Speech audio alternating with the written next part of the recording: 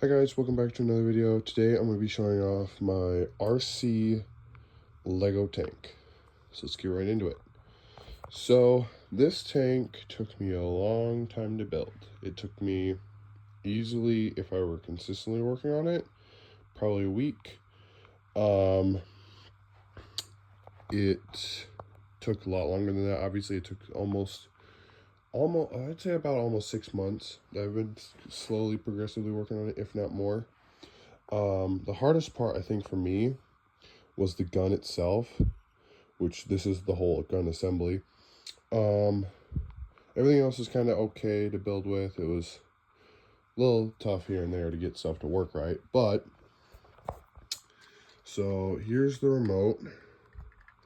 So this controls the tracks, this controls the turntable and the gun tilt, and this one solely controls the gun up here to fire. So if you're looking at it from this way, the right lever controls the right track back and forth.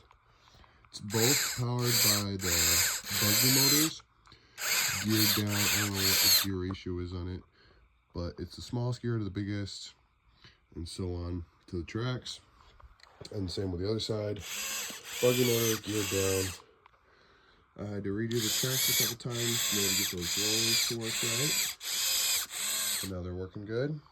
This is actually supposed to be like that. Nope, like that actually. So then this controls the turret, this big one here. Let me turn this thing around for you. So this one controller controls the turret and the gun, and I only had one motor, so I had to come up with to use the servo to get it to all work. So if you twist the red one, that spins the motor back and forth. You can spin it either way. It's geared there, it goes right into there, nothing else. But then if you use the blue side of it, that turns the servo motor, which goes all the way over here. Gear train goes down there to all the way over here, which flicks that lever back and forth. That lever controls what the motor is driving, essentially. So if I turn it that way, it is going to be driving the gun.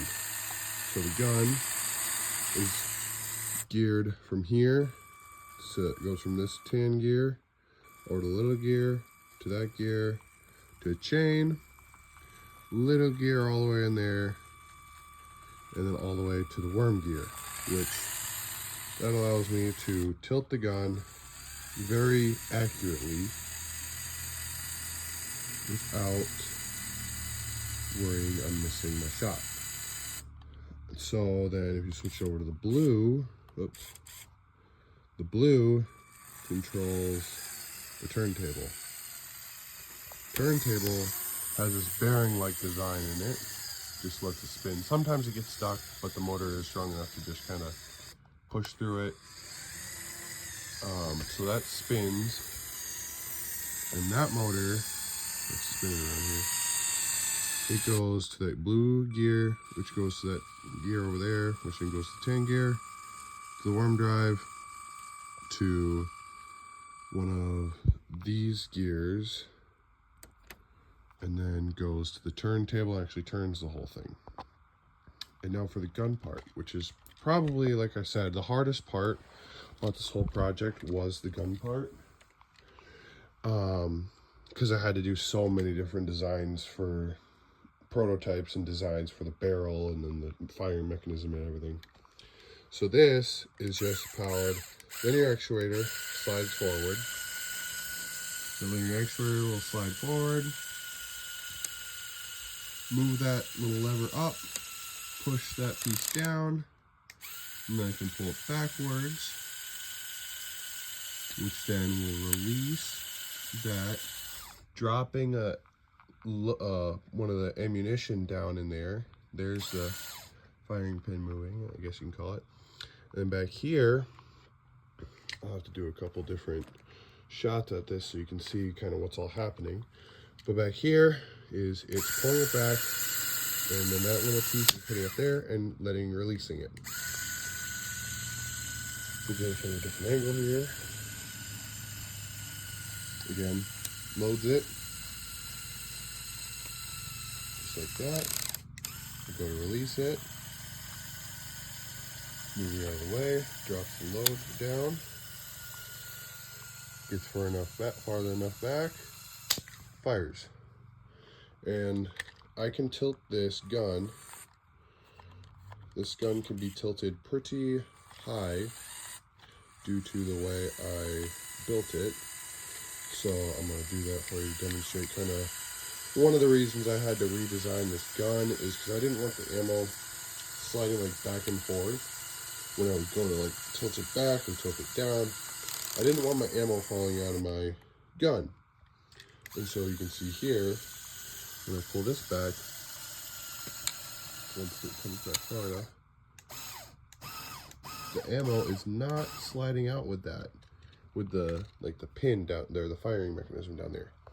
Because I utilize one of the Lego rubber Technic pieces, so therefore the ammunition doesn't slide around. So that way, when I go to fire, it can fire with the same amount of force as any other time I'm firing it, whether it be level or tilted up or tilted down, fire it consistently at the same force. There are a total of 6 rubber bands, 3 on each side, being able to fire the little projectiles out. I have a couple rubber bands back here to kind of help with the linear actuator because sometimes it'll just sit there and just spin, won't pull it back all the way. So I had to put the rubber bands on there in order to get it to work.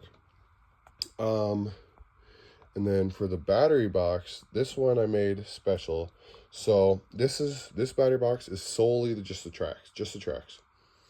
This battery box powers that motor, the servo motor, and the gun.